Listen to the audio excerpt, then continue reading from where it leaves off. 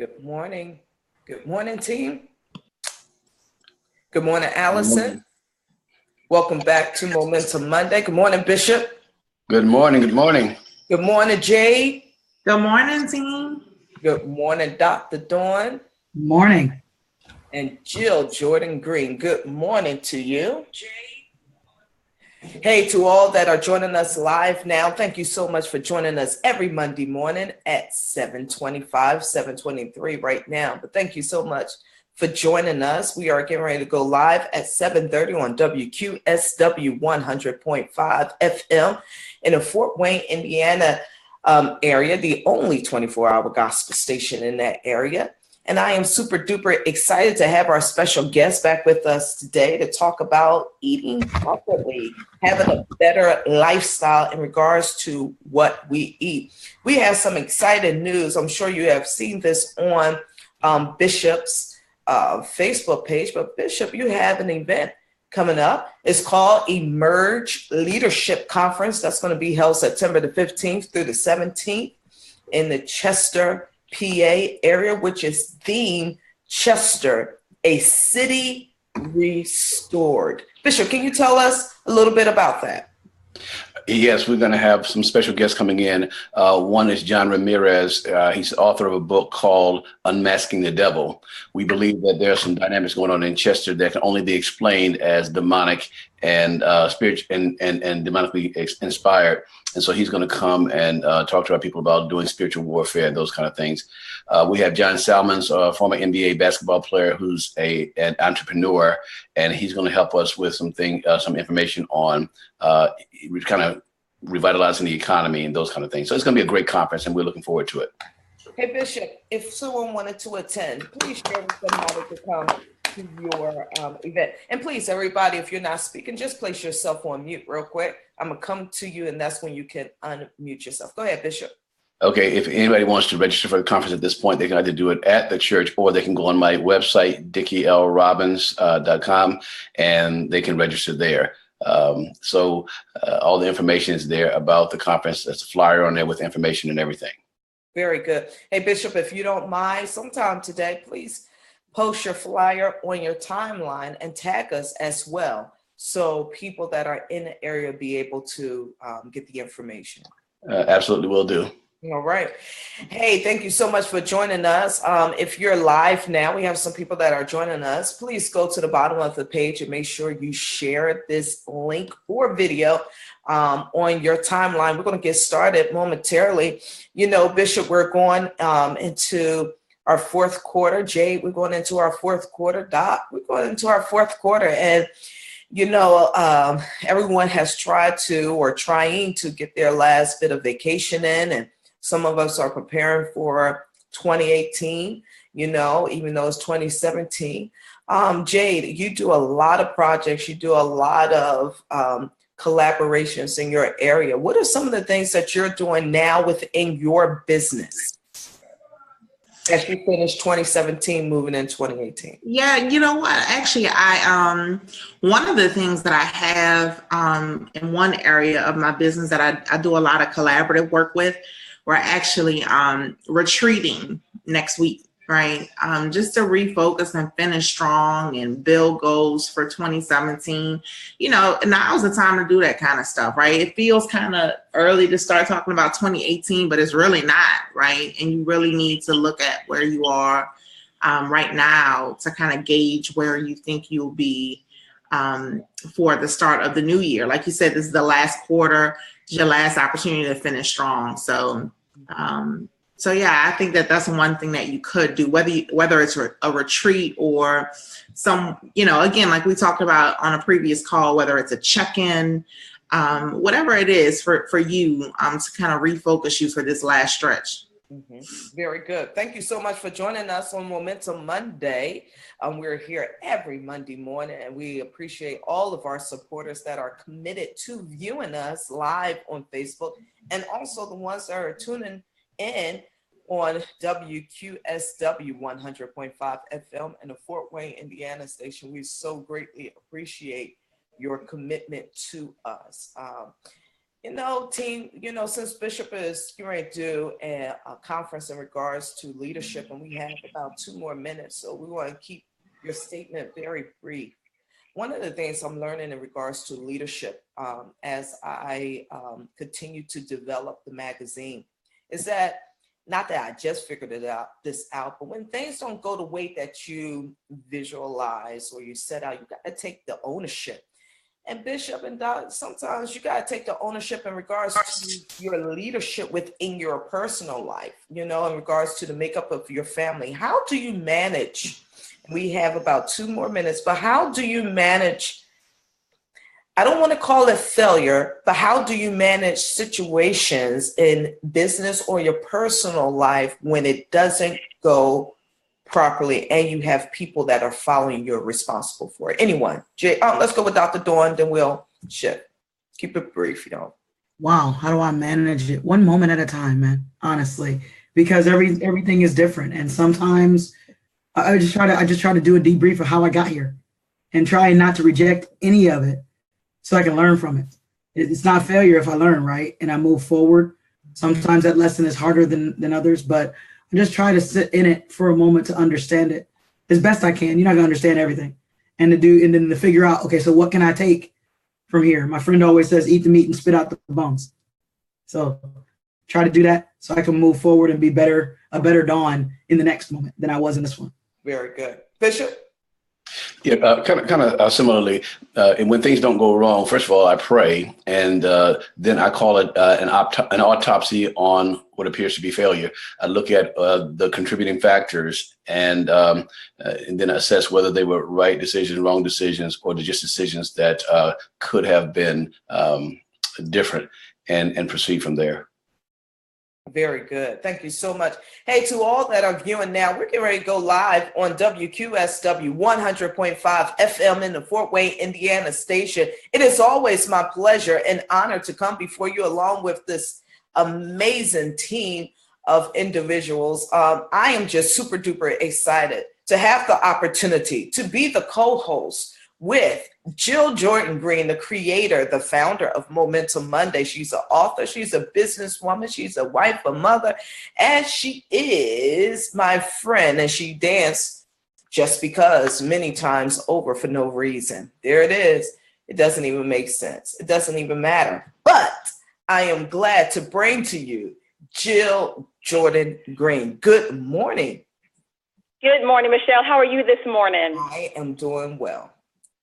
Excellent. Well, thank you for that. And good morning, folks. Welcome to Momentum Monday. My name is Jill Jordan Green, the host of the show that's designed to wake you up, take you up, and we're going to shake you up this morning. And we're going to help you get to new levels in your life, your career, your business, and your dreams. Talking about the dreams, folks, we got the dream team on the line this morning. Oh my goodness, they come forth every single Monday morning to make sure your Mondays will never be the same. I want to introduce to you this amazing team. First off, we're going to go to the East Coast. He is the Bishop Dickie Robbins, who just started school. We are so excited for you. Congratulations, Bishop. Thank you. Don't just be excited, pray. Well, we are following you and praying for you and celebrating you. It's a big deal. So we're so proud of you. Bishop is the senior leader for why can I think of the Life in Christ Ministries? That's all right. We got it. Out of Chester, Pennsylvania, and he has an exciting conference. Can you please name the conference one more time for the listeners? Yes, it's Emerge Leadership Conference. Theme this year is Chester, a City Restored. A City Restored. Make sure you guys sign up for that. It's going to be absolutely anointed and amazing. We also have on the East Coast, you already heard her amazing voice, Miss Michelle Washington. She's the editor-in-chief of Whitmore Magazine and visionary behind the movement. Welcome back to the call from Newark, Delaware, Miss Michelle Washington. Woo! Good morning, everyone. I wake up like this. I'm intentional about my day. Let's go. Let's go to the Midwest. She is Dr. Dawn Roseman, partner of a law firm. She is the author of Boss Presence, and she's reigning all over the country from my hometown, Fort Wayne, Indiana. Good morning, Dawn. Hey, good morning, everybody. Let's grow. It is time to reign on this holiday. Let's get it. Let's get it, let's go, and let's grow. And we're going to go down to the South, baby. She is from New Orleans, baby. Jade Russell, she's the CEO and principal of the JBR firm. We're so excited to have you, writer, keynote speaker, this mother extraordinaire. Good morning, Miss Jade. What's up, family? I hope everybody is enjoying their weekend. Shout out to Houston. I can't keep those folks off my mind down here in New Orleans. So shout out to them. Be strong and finish strong. Finish the year strong. So. Absolutely. We are still praying for Houston. Jade, as you know, this is the beginning of, right, the recovery process. Yeah. And we'll continue to pray for them. Folks, please donate, in the ways that you can. There are multiple sources. We probably will bring something up at the end of the call to help people, give people funnels and how to support. And last but not least, we have our very special guest who's returning to the call from last week. We have given her a new name, Dr. Allison Humphrey. Not a doctor, but that's what we're calling her. We're speaking it into existence. She is a nutritionist, and she is right here in Louisville, Kentucky. And I just want to read a few things about Allison because she's helping us. She's helping us tremendously. So Allison is a nutritionist right here in Louisville, Kentucky. She has a master's of science in nutrition and food systems. She's also completed the dietetic program in dietetics and dietetics. I mean, this woman has more degrees and more education around diet. We're so excited about that. What that means is she's credible, ladies and gentlemen. She knows what she's talking about, and she should be on the call with us this morning. Welcome back, Allison. Thank you. Thank you for having me. It's such a pleasure to speak with you all, and I'm excited to come again. So thank you. I'm so excited to get things rolling this morning. Well, we enjoyed you. You appeared on Rise Up Radio with me a couple Saturdays ago. We talked about diet. And the reason why we began talking about that is I've been telling people I have a birthday coming up, and around my birthday month, I always begin to reflect on who I am and what I'm doing. Am I healthy? Am I better? And I began to pay attention to my habits, and my dietary habits aren't that great. So then I began to look at African Americans as a culture and our diet as a community. And I found that the number one leading cause of death for African Americans is heart disease. And that made me pause for a second because we spend a lot of time focusing on breast cancer, which is we should, breast cancer awareness, which we should, and other areas of our health, which we should. But the heart is also the area we should pay a lot of attention to. What I've learned, Allison, is that a lot of us, when it comes to heart issues, some of it's hereditary, but some of it is our diet. Some of it's our lifestyle and our habits. And I learned in my research that 82% of Black women over the age of 20 are either overweight or obese. That we have, diabetes is really impacting our culture the most. We lead in the areas we don't want to lead in. And a lot of it can be impacted, affected, or controlled by our diet. And so, Allison, we were together, we came up with the P's, the P formula to a healthier you. And so we're going to talk about the last, we had, I think, 5. We're going to talk about the last 3 today.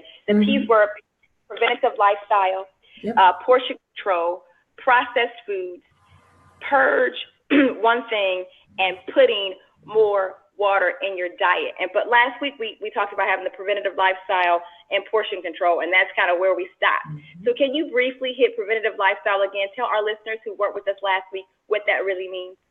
So can you all hear me? Yeah. So with a preventative lifestyle, it is really taking a proactive step to your health instead of treating a condition that could have been prevented had you taken steps early on. So a preventative lifestyle, that means, going to have regular visits with your physician, dentist, mental health professional, with a nutritionist, and, really just understanding that, you may look okay from the outside, but it's very important that we take care of ourselves early on so that we don't develop all of these other conditions like diabetes, like heart disease, other, cardiovascular conditions.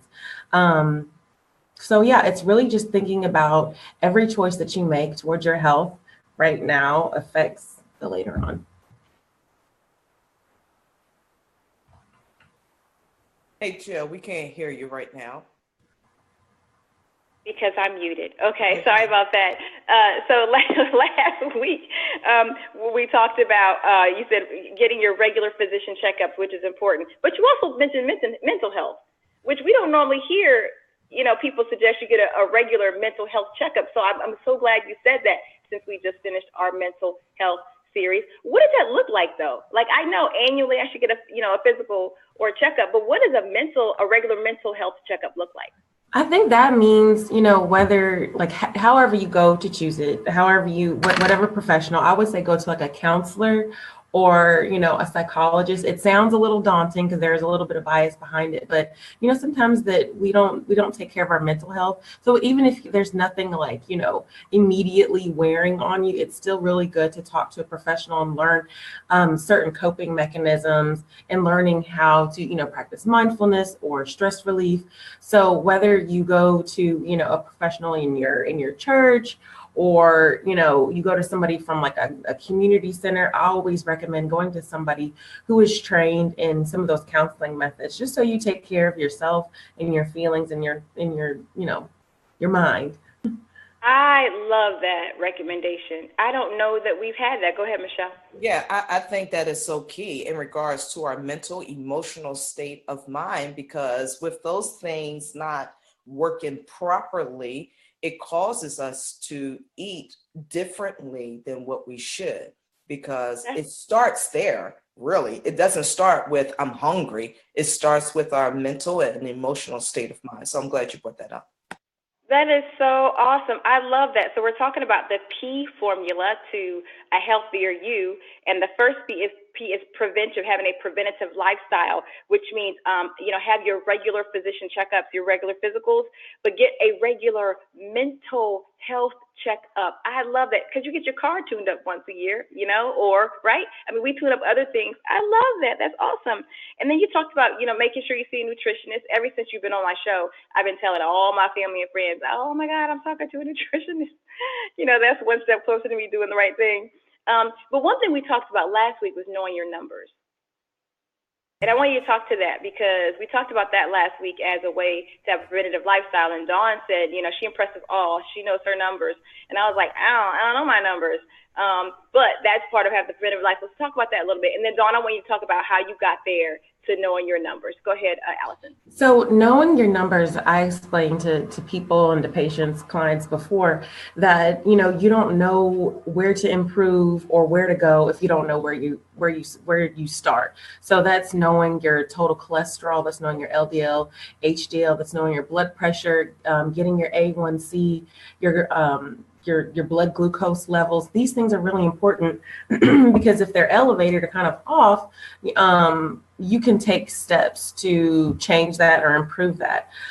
So knowing your numbers means, going and asking your doctor, hey, what's my cholesterol looking like? Or, what's my A1C, looking like? So yeah, knowing that means like, once you know your numbers, like, okay, maybe I need to make some proactive steps now to prevent them from getting any worse. So Dawn, talk to me about your road to getting your numbers. And do you automatically get that just because you go get a physical, or do you ask for those?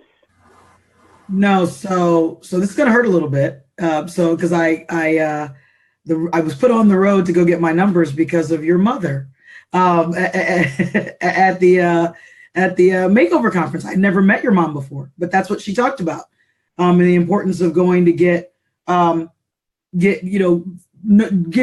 numbers that are deeper than just how much do I weigh, what's my blood pressure today, that sort of thing. And so I made a commitment then to go do that because I had never done that before. And so like I said, I think I said last week, I called my doctor, and there's like, yeah, you can come in and you ask for a certain type of physical, and you have to forgive me, I don't remember what I asked for. But then in the interim, we have this plan at our work, and I suspect that other folks may have it too, so they should check, where we have our nurses and whatnot brought in to our varying offices, and they would take do blood work and do whatever you signed up for, based, relative to our health plan. And then you could follow up with your doctor. And so I took advantage of that. And so I didn't even have to go, run around and use that excuse of I don't have time, or I don't have to go to the hospital, or what I got to do. They came to my office. They were in a conference room downstairs. So I just took advantage of that. And so I encourage people to look at what types of benefits they do have. But then I just, if you don't have that, calling your primary care physician can help you, just come in and say, hey, I want to do a round of physicals. I made my husband do it.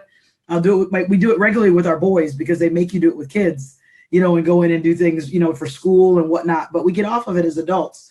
And so it really helped me. And I'm due actually to go do mine again. And so, but yeah, it started because I was sitting there listening to your mom, and she was talking about just the importance of it and how these are not her words, she's kinder than this, but how neglectful we are to ourselves by not endeavoring to find out just what's going on with you. So I knew that was me. So you can eat well all day long or think you are, or all those sorts of things. But if you're not really checking, you don't really know what's going on. And so I did what she told us to do. That's so true. You don't really know unless you know what's going on. And I like the word neglectful because that is, it's a reality. And a lot of times I think we don't make it an issue until it becomes an issue, right? It's like, we're crisis oriented. Oh no, we got a bad report. Now let's go eat right. Now let's go get things checked. And so I think that's what has initiated this line of dialogue. Is like I don't want that to be the case. I want to get in front of it. So Allison, I'm so glad that you came. You're teaching us about the preventative lifestyle that we can have on the other side. Hey, Jill, that's really important because I was diagnosed as diabetic a number of years ago, and my doctor's words to me were, you don't meet the profile for diabetes. I worked out 4 or 5 times a week. I thought I was eating okay. And so one of the things he suggested that perhaps is hereditary. The problem with me is I don't have any connection to my biological father's side of the family. So whatever is hereditary from that side, I don't know. So our baseline numbers are going to have to be derived from an actual physical examination with blood work and all that kind of stuff. So it kind of crept into my life because I saw myself as healthy. I was asymptomatic. I had nothing going on that I could recognize. But a lot of times there are indicators, but it can only be discovered by medical professionals. So I'm just saying you may feel good, but not be good. Bishop, that's so powerful. And that's the whole reason why we're having this, which is why we have to know our numbers, because you're right. Anybody who knows Bishop knows. I mean, it's a very healthy lifestyle. Diet, from the eye can see is not the issue. Working out is not the issue. By all the things that Allison showed us, he had a preventative lifestyle. So I'm so glad that you said, you have to know your numbers. Go ahead, Dawn. I see you trying to get in here. Just real quick, just what Bishop just said. You may feel good, but not be good or something like that. You may look good. And I think Dr. Allison said this last week. I mean, you may, because I have friends of mine who are, I mean, by all accounts, I mean, they are, whatever their standard of beauty is. I mean, they're skinny, they're all these things, or whatever, and they're on a heart monitor. So there's an assumption that if I can wear the jeans I want, or if I can, if I look good in whatever this is, that I'm fine, or that you have time to figure this out, and that the only indicator, and there's an assumption that because someone's bigger that they're not healthy, all of which I think are false. You have to go and see, and I was at a minister yesterday mentioned like you can shine up your car all day long and put a beautiful paint job on it, but it makes no difference if you do all that and shine it up if really what you need is an oil change. And I was like, I love that. And so I just encourage people too to not get caught up in, I look good. So that, there ain't nothing wrong with me. I'll go, I'm not whatever, I hate this word, but I'm not fat or I'm not whatever. To me, that's not what we're talking about.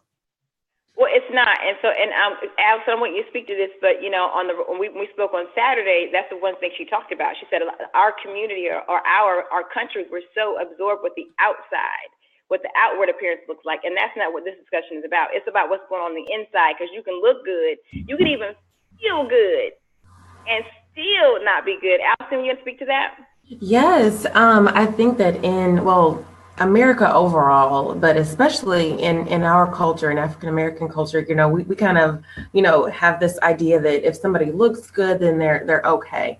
But the thing is like you never know what's going on inside your body without getting those numbers that we talked about. And those numbers are really indicative of conditions that you may not recognize, that your healthcare professional may recognize, like something like an A1C.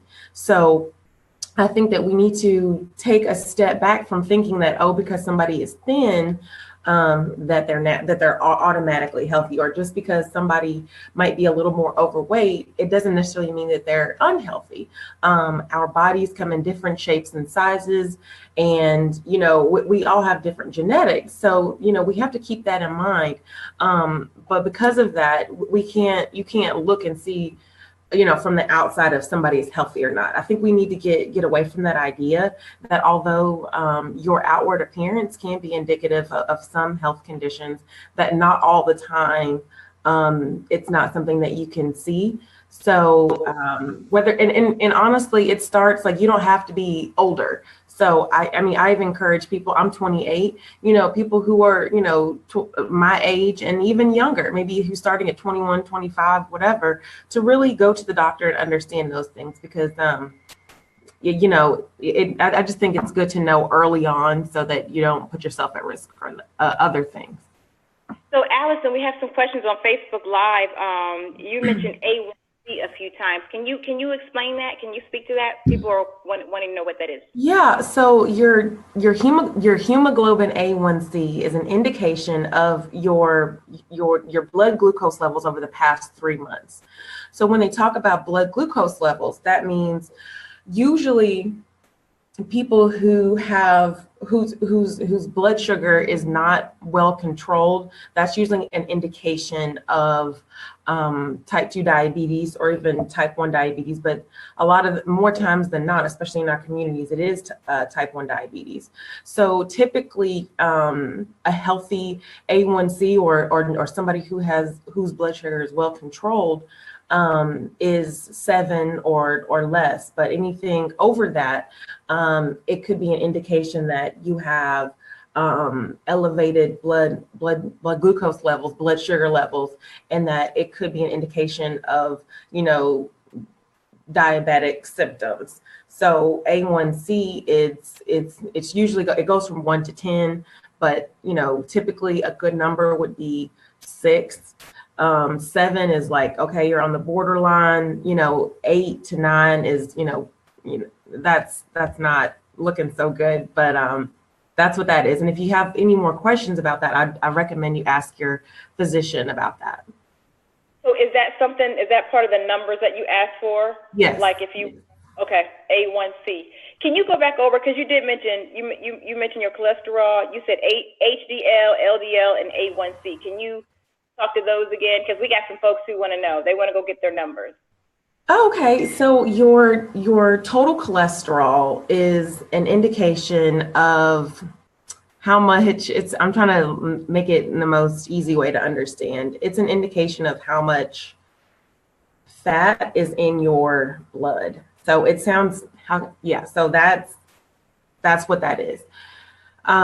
People, when you have, I'll take a step back. Like say when somebody develops cardiovascular diseases such as high blood pressure, or, even they have a heart attack, what happens is that LDL cholesterol, I would say that's your bad cholesterol. What it does is typically it gets stored in your artery. So imagine this is like your artery, and that LDL cholesterol gets kind of stored in here. So your arteries get more narrowed and narrowed and narrowed. And so when it gets more narrow, that's high blood pressure. And then, if a piece of that LDL or that cholesterol, that, lipid layer, that fat it kind of floats off and it gets stuck, that's when a stroke or a heart attack happens. And that, so your total cholesterol, I think, don't give me the numbers, I'd have to check, but you want that to be, I believe, under 200, but anybody can correct me if I'm wrong, because I'm just thinking off the top of my head.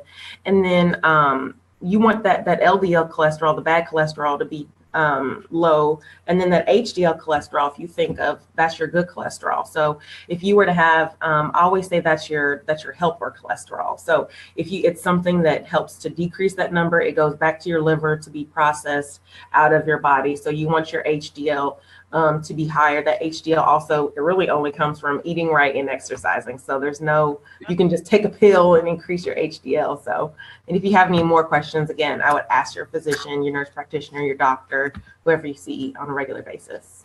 That was just so helpful right there, though. I love that. And I mean, I've heard about cholesterol, and we all have, but I think it helps to hear again. People are wondering and asking. And so help me monitor the questions as they come through Facebook Live, because I'm not looking at it, okay? Hey, Jill. Yes. Just as kind of to give an image, I like to paint pictures. If you know, if you take a water hose and the water is flowing naturally, you know the hose is unrestricted. But if you have like a little kink in the water hose, the water still gets through, but it seems to be coming out on a higher pressure. That's kind of what happens in the arteries. As they get more constricted, the blood has to push harder to get through there. So it's like the pressure increases. Trying to keep the blood flow. So you just think of a kink in a water hose, and bad cholesterol kind of causes that clog or whatever in the hose, and it restricts the blood flow. So let's talk. That's absolutely right. Good job. I love that. Thank you, Bishop. So let's keep moving. So that's the preventative lifestyle. That's so powerful, Allison. Thank you for that. We talked about portion control last week. We talked about processed foods, which I'm sure impacts the very thing that we're talking about, right? Our cholesterol and our numbers. But the next P was purge. And on that Saturday show, we talked about purging one item, purging one thing. And I said mine was going to be sugar. But can we talk a little bit about that? We're getting close to the end of our time, and I want to try to get through this next P here, P for purge. Or if you want to talk, go ahead. Oh, I'm sorry. So yeah, the last three that we talked about were processed food, purge, and put more in. So, processed food, I don't know if we talked about it or not, but I'll speak on that really quickly. Those are things that you kind of get in the middle of the grocery store. Usually the perimeter of the grocery store is healthier, fresher items. So there are things like, hot dogs, helper meals, things of that nature are processed food. So we want to try and limit those. But when it comes to purge, I tell patients and I tell clients all the time that when you want to try and do things to improve your health, it doesn't have to be, something that's overly dramatic or something that's like completely, you're going from 0 to 100, or you're saying, okay, I'm never going to eat pizza ever again. Like, no, we're not saying that. But purge, it means to maybe take the first step in taking a proactive step to your health by saying that, okay, you might want to purge extra sugar, so added sugar. So I think you talked about that. So that means that that's just a habit, or that's something that you want to purge from your lifestyle. So, a lot of foods that we eat naturally already have a lot of sugar in it. So one thing that you just talked, I'm just using you as an example, if you don't mind, is we said that, we're going to watch out for, added sugar in our coffee, in our tea, in our drinks, things of that nature. That's just one small thing we can do to improve our health. I think one thing go ahead.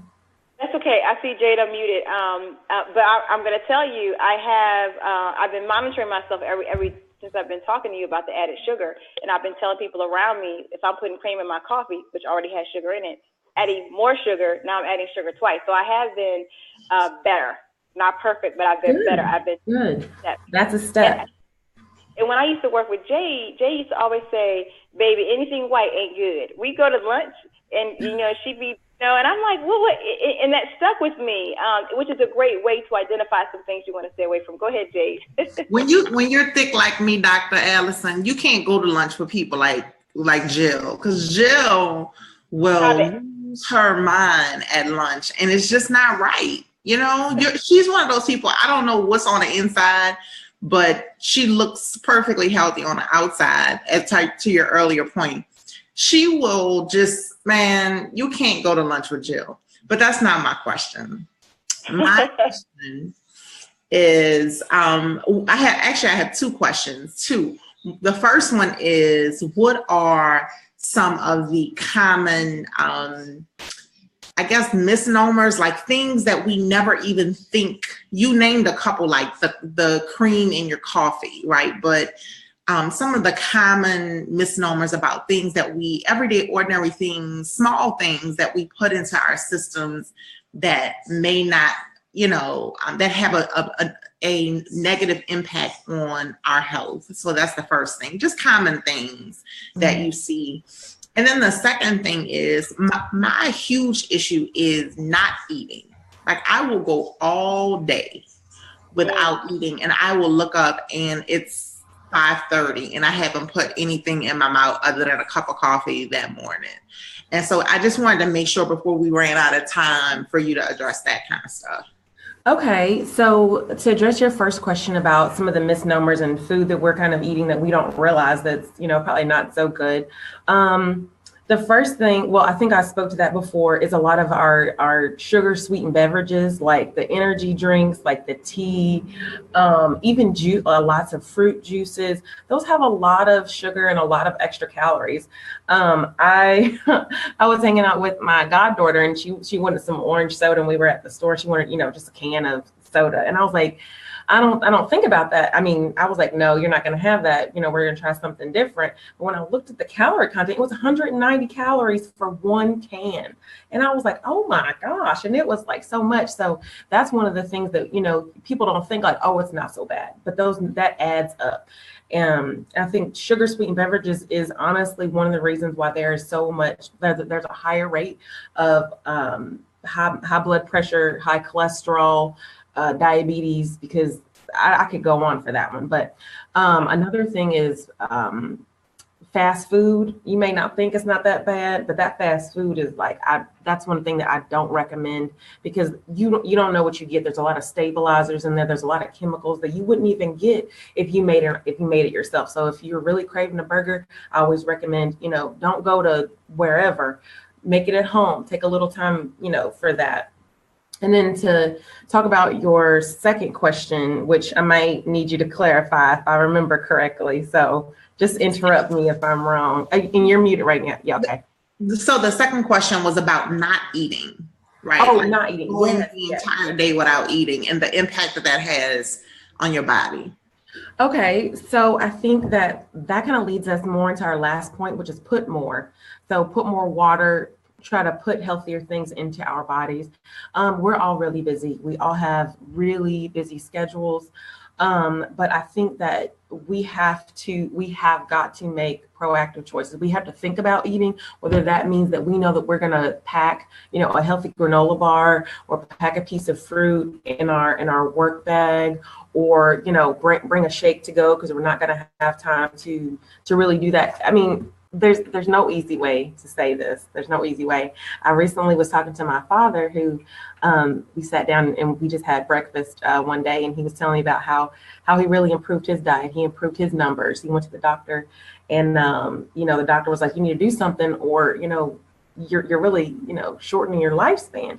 And so he told me that in order for him to eat better, he just had to take that time to make those proactive choices, like fixing his lunch the night before, even take one day out of the week and try to prepare something that was healthy. Although it's there's no easy way to do it, there's no easy way to say it, but I think when it comes to our health, there's no shortcuts. And even you have to think about what you're eating before you eat it. So put more, I would say put more effort in our health and making proactive choices. So along with put more water, put more activity in your day, put more fruits and vegetables, just put more effort in that. So it means like, okay, that you're going to be busy Monday through Thursday with work and the kids and everything, that you need to know that maybe on a Sunday or Saturday, you need to make those meals, pack those healthy lunches so that you're good to go. Or if you know that you're going to be out and about, think about which restaurants have healthy options. So I know that's a lot, but that's why you should talk to your doctor or a nutrition professional, because it's their job to think about that and to help you make those different solutions. So hopefully that wasn't a long answer. So Allison, no, this is really good, and I love you're telling us to be proactive. You're saying have a plan, right? Just like if we are going to the store, you grab your purse, You grab something, you're planning to go somewhere. You're saying have a plan about how you eat. But I love what Jay said about not eating. We have some people chiming in on Facebook as well because I know we're all guilty of that because we're also busy. So what are the negative effects when you don't eat? Does it slow things down in your body, which has other effects on your health? Because I'm like, she is right. When I go to lunch, sometimes I can go crazy, but there are times when my husband will call me in the middle of the day and say, have you eaten? Because I just will have time to eat. I see Dawn shaking her head. I see Michelle shaking her head. So what happens in a negative way when you don't eat? Okay, so I'll start out by saying it's kind of a misconception when people say, oh, if you don't eat, it slows your metabolism. That's not necessarily true, but there is some truth to that. So what that is like what's the best way to say it? I would say that your body doesn't run as properly as it should, and you may not have as much energy if you're not putting those calories in your body. So healthy calories. So if you think about, the food that you eat is fuel, and you're going all day without fuel. So think about, the wear and tear that does to your body. You're more tired and things like that. One other thing that I want people to really, really think about, and this is what I tell so many of my patients who have diabetes right now, is that when you don't eat for a long period of time, your blood sugar kind of is lower because you're not eating anything. So that when you do eat, your blood sugar shoots up and then it goes back down. And so so not eating for a long period of time and then say eating a large meal, I think it doesn't allow our bodies to control our blood sugar like it should be. So when you eat normally, when you start to eat, when you think about eating, your body prepares itself for eating. So it says, okay, we're about to eat. That means that your body puts insulin in your blood system.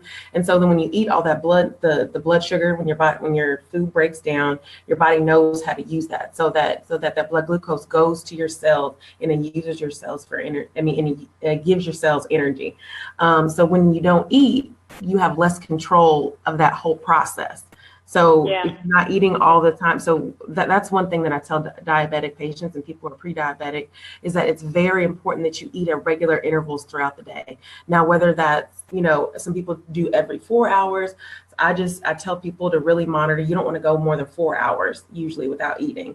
So that's one thing to think about. You don't want to have a slower metabolism. You don't want your body to not be able to burn fuel like it's supposed to. And then not eating can also affect your blood glucose control. So eating at regular intervals helps to keep that as it should be.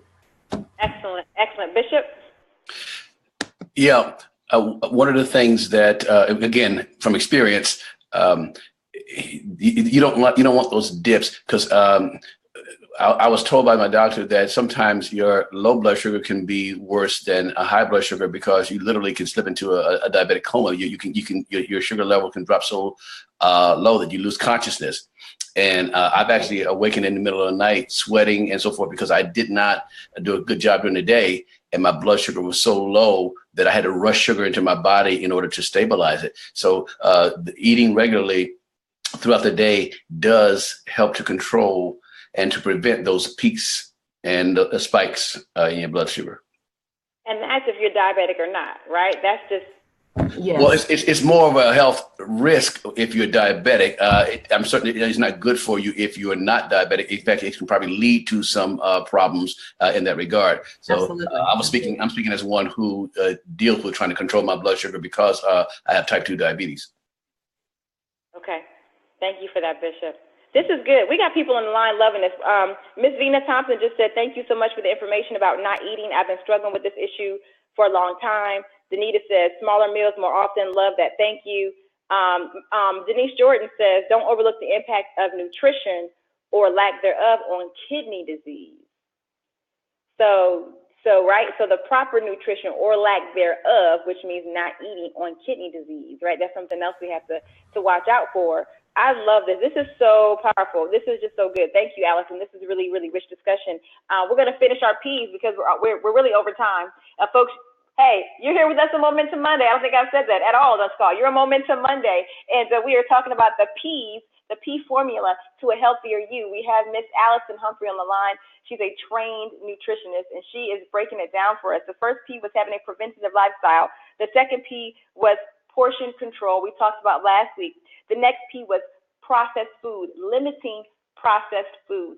Those foods that have a shelf life, come in a package, or that are designed to stay around for a long time. And that's like your cereal, That's like your bagels. Those are processed foods. Those are things that I eat. That's like your fast food, processed foods. And then the next P was purge. Purge, pick one thing that you can purge from your diet. I said I would purge adding extra sugar. That's my one thing. That's just my one step in the right direction. You guys choose what your purge is going to be. And then the next P was put more in. I think you talked about that a little bit, but we were specifically talking about water. Put more water in your diet. So you want to speak to that real quick, Allison? Yeah, put more water. What I find is a lot of people are dehydrated. I had a professor when I was when I first started, in school, about learning about nutrition, is that they said if you ever feel thirsty, then you're already dehydrated. So people, yeah. So if you're just like, you're sitting there, I'm like, man, I'm thirsty, then you're already dehydrated. So you should probably, like, 8 glasses a day is still the recommendation, about 64 ounces of water a day. And then what I find is, like, when you stay hydrated, when you drink enough water, enough liquids, then you're better able to recognize when you're actually hungry. So our bodies play this trick on us. It's kind of like, I don't know why it does that, but a lot of times when we think that we're hungry, we're actually thirsty. So because we're dehydrated, our bodies, will say, get anything to get some of that hydration.